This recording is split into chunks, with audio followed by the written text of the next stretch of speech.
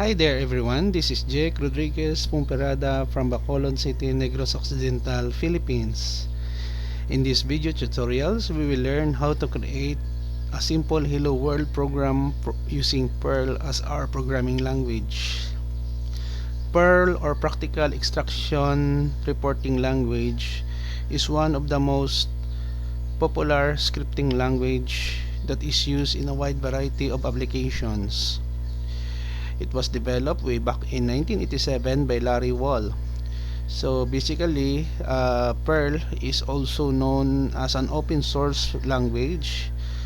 It means it is free, no? It can be used to create web applications, system administrations, and so other tasks.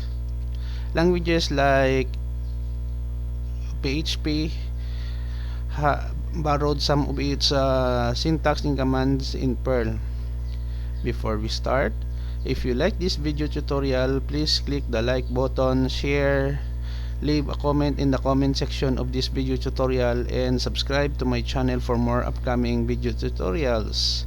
So let's get started. I am here in my IDE. I'm using Sublime. So PERL is one of the most, I can say, easiest programming language. We simply write, let's say for example, I will write the comment.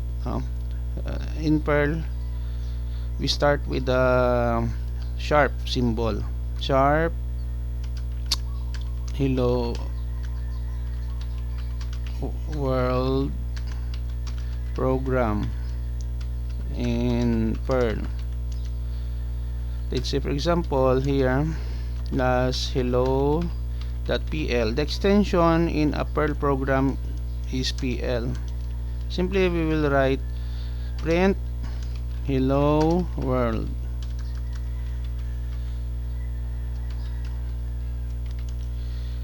Print welcome to PERL programming. Print backslash to backslash, because PERL is based also in C language. That's why we can use this escape character backslash n. Now, after we have done, the next step that we'll do, guys, is to save our Control S, and then we will go to our folder.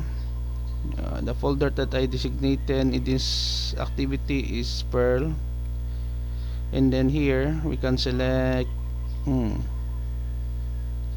so we can type here hello.pl. Click the save button, and then we will go to our command line. We'll display, we have here the hello PL. Now, in order to run this program, we are using the PERL interpreter. Simply type PERL, PERL, and then hello.pl. It should be complete, including the extension. So this command, PERL space hello.pl, we will run our program in PERL. Press enter key. Okay, so we have it. Hello world, welcome to PERL programming. Very simple programming in PERL. And then what is good about PERL programming is that the PERL programming language is free, open source. You can download freely from the internet, and then you can use it in your wide range of applications that you are planning to write.